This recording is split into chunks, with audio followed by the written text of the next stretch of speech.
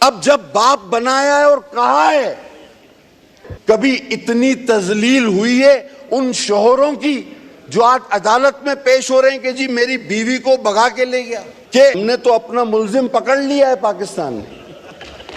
बिस्मिल्लाहिर्रहमानिर्रहीम, अस्सलाम वालेकुम, welcome to my YouTube channel. पहले ये वीडियो देखें फिर बात करें। जब बाप बनाया है और कहा है तो बाप तो भाई सजा भी देता है, वो घर से भी निकाल देता है, कभी थप्पड़ भी लगाता है। जब बाप कहा है तो बर्दाश्त भी करो। हम तो उस वक्त भी हैरान थे कि यार ये क्यों इतने बड़े बड़े खिताबात दे रहे हो। कभी इतनी तजलील हुई है उन शोहरों की जो आज अदालत में पेश हो रहे हैं कि जी मेरी बीवी को भगा के ले गया, कि एक मुल्क के सरबराह को कोई अपने घर में दावत देने से डरता हो कि बहन बेटी पे ना नजर डाल दे। ये मुअज़्ज़ब माशरा है।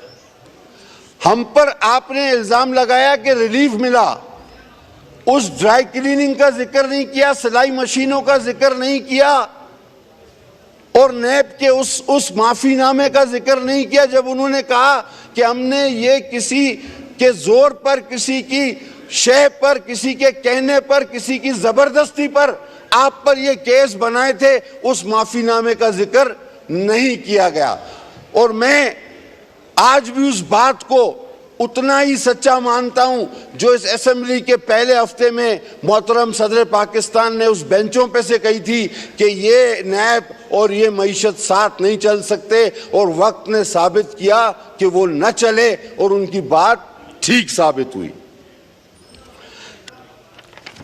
उन्होंने कहा कि मैं दो बातें एक साथ की।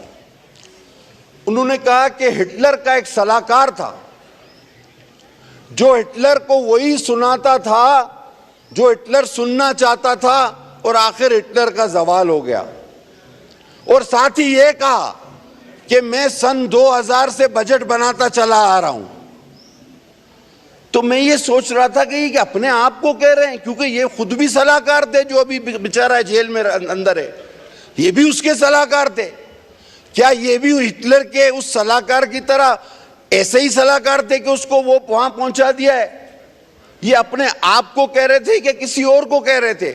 और साथ साथ कह रहे थे कि मईशत का मुझे बड़ा तजुर्बा है, फाइनेंस का मुझे बड़ा तजुर्बा है, सन 2000 से सारे बजट मैंने बनाए। तो भाई तो हमने तो अपना मुल्जिम पकड़ लिया है पाकिस्तान ने। तो आप जब खुद कह रहे हो कि मैंने हर हुकूमत का बजट बनाया है, तो फिर हमने तो देख लिया कि हमारी तबाही का जिम्मेदार कौन है। अब आप कहते हो कि जनाब हमें एक साजिश के तहत हटाया गया। मेरे भाई 4 साल बहुत अरसा होता है, और मैं फिर ये दोहराता हूं, पहले भी कह चुका हूं कि आपके नारे और आपकी बातों से किसी कदर हम भी ये सोचने लगे थे कि यार, एक दोस्त ने तकरीर में भी कहा कि जी तरक्की उस वक्त होगी जब फला फला आदमी आएगा, इस कुर्सी पे बैठेगा, वो इन्वेस्टमेंट होगी, लोग बाहर से पैसा भेजेंगे। यार ये तो हो चुका, ये आप पुराने ख्वाब क्यों देख रहे हो? इसी बुनियाद पर तो आपको एक बार हुकूमत मिली।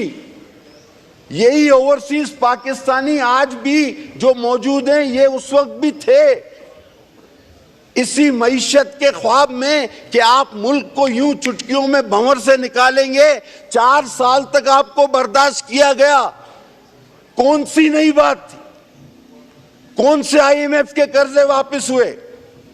आपने कशकोल न तोड़ने के बहाने पर जो 9 माह जाया किए और IMF की कड़ी शराइत पर आखिर असद उमर घंटों IMF के दफ्तर के बाहर बैठे रहे, उसके नतीजे में हम स्टैंड बाय प्रोग्राम में थोड़ा सा इल्म भी रखा, थोड़ा सा मालूम भी कर लिया करें कि अगर जाना ही था IMF के पास तो आप अपनी शराइत पे कर्जा ले सकते थे। आपने कहा नहीं, और आप उस दिन गए जब IMF का दरवाजा आखिरी चौकीदार बंद करके जाने वाला था। आप उसके पैर पड़ गए कि चाचा दरवाजा खोलो, जिस शर्त पे भी देना है दे दो, पैसे दे दो। उन्होंने फिर अपनी शराइत पे दिए। तो अगर पाकिस्तान माशी दलदल में है तो उसका बहुत बड़ा हिस्सा आपकी तरफ जाता है। क्यों? कि आपका वजीर खजाना खुद कहता है, जब उसको कहा गया कि आपसे पहले पाकिस्तान का जो कर्जा था वो दुगना हो गया, आपने 100% उसमें इजाफा किया, तो उसने कहा नहीं 100% नहीं 76% इजाफा किया। ये उसने तरीन साहब ने खुद कहा। मैं पहले भी कह चुका हूं, ये उस तरह की एक बात है कि आप किसी शख्स को पकड़ लें और कहो तुमने 100 कत्ल किए, वो कहे नहीं आप झूठ बोल रहे हैं, मैंने सिर्फ 76 बंदे मारे। ये कोई इनको जुर्म नहीं रखता कि 76% जो है वो सिर्फ इनके, आप जो नए लोग हैं उनके इल्म के लिए भी ये बात है कि आप खुदा के लिए ये सोचें कि सिर्फ पाकिस्तान का 76% कर्जा आपके इन 4 सालों में बढ़ा है। यकीनन हालात मुश्किल है। जनाब अली, डिफेंस बजट पर आपने तनकीद की। देखिए 2008 में, यह भी थोड़ा सा इल्म हासिल करने वाली बात, 2008 की जो पीपल्स पार्टी की हुकूमत थी वो पहली हुकूमत थी जिसमें वन लाइनर ही सही पाकिस्तान की डिफेंस का बजट डिस्कस हुआ था। किसी को पता है भी या नहीं? आप मुझे बता दें, आपके 4 साल में जब कोई अम्मी था, कोई अब्बू था, कोई बाप था, कोई मां था, कौन सा बजट डिस्कस हुआ? अब जब बाप बनाया है और कहा है तो बाप तो भाई सजा भी देता है, वो घर से भी निकाल देता है, कभी थप्पड़ भी लगाता है। जब बाप कहा है तो बर्दाश्त भी करो। हम तो उस वक्त भी हैरान थे कि यार ये क्यों इतने बड़े बड़े खिताबात दे रहे हो। आज आप कहते हो कि जी बाप ने थप्पड़ मारा, तो बाप तो फिर बाप होता है। आप जरा सा लाइन क्रॉस करोगे वो थप्पड़ भी मारेगा, वो घूंसा भी मारेगा। हमने, मैं सर भाई साहब रहने दो, हमने जनाब वो वक्त भी देखा है। आज इंसाफ की आप बात करते हो, मैं एक वाकया याद दिलाना चाहता हूं। एक फैमिली पूरी कत्ल करके उसके बच्चे को 6-7 साल 8 साल के बच्चे को एयरपोर्ट पेट्रोल पंप पे छोड़ दिया गया था, याद होगा। और उसको भी मारने आ रहे थे। वो फैमिली गलती में कत्ल हो गई थी, लाहौर की। मेरे एक वजीर ने यहां खड़े होके इधर दोनों हाथ ऊपर किए, दुरूद भी पढ़ा, कलमा भी पढ़ा और कहा कि मुल्जिमान को यहां लाके खड़ा करेंगे। उसके बाद ना वो खुद आया ना मुल्जिमान आए। इन नामों की जब आप बात करते हैं और कलमों की बात करते हैं तो सबसे ज्यादा झूठे दुरूद और कलमे हमने इन्हीं बेंचों से सुने थे। लिहाजा खुदा के वास्ते इतनी ना बड़ा पाकिए दामा की हिकायत, दामन को जरा देख जरा बंदे कबा देख। तो जो भी आप बात करें थोड़ा सा माजी के झरोकों से सब्र हासिल करने के बाद आगे बढ़े। जनाब कहते हैं हम मज़हब माशरा कब तब बनेंगे जब फला फला फला। मैं कभी बिलो दी बेल्ट आज तक मैंने बात नहीं की। मैं किसी की जातियात पर नहीं जाता, पॉलिटिकल शख्सियात की बात करता हूं, उनकी आदात की बात करता हूं। हम मज़हब माशरा कब बनेंगे? आपने माशरे में मौज़ब होने की क्या क्या मिसालें कायम की?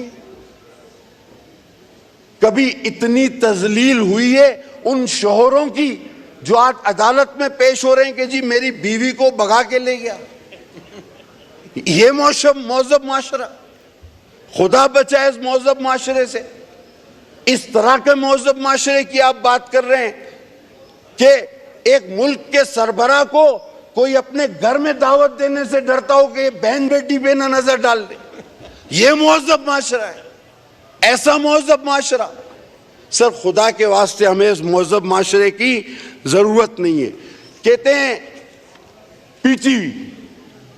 पीटीवी कौन देखता है और मुझे सिर्फ पीटीवी पे चलाया जाता है और पीटीवी पे हुकूमत के चीजें चलती रहती। आप क्यों भूल जाते हैं कि एक साबिक वजीर आजम पीटीवी के कैमरे को चिपक गया था, निकल ही नहीं रहा था उससे। जब पीटीवी ऑन करो तो वो बात कर रहा होता था। आज कहते हैं वजीर आजम हाउस का खर्चा, जब तक अपोजिशन में थे तो हम भी दिल से इनके साथ थे, कहते थे ये वज़रा जो है ये बहुत प्रोटोकॉल लेते हैं। सर खुदा की कसम, जब ये वजीर बने तो ये एक एक वजीर आजम के बराबर प्रोटोकॉल लेता था। मैंने खुद इनको देखा है। ये उस वक्त तक शरीफ थे जब तक मौका नहीं मिला था, बाकी दिल के अरमान सारे इन्होंने पूरे किए।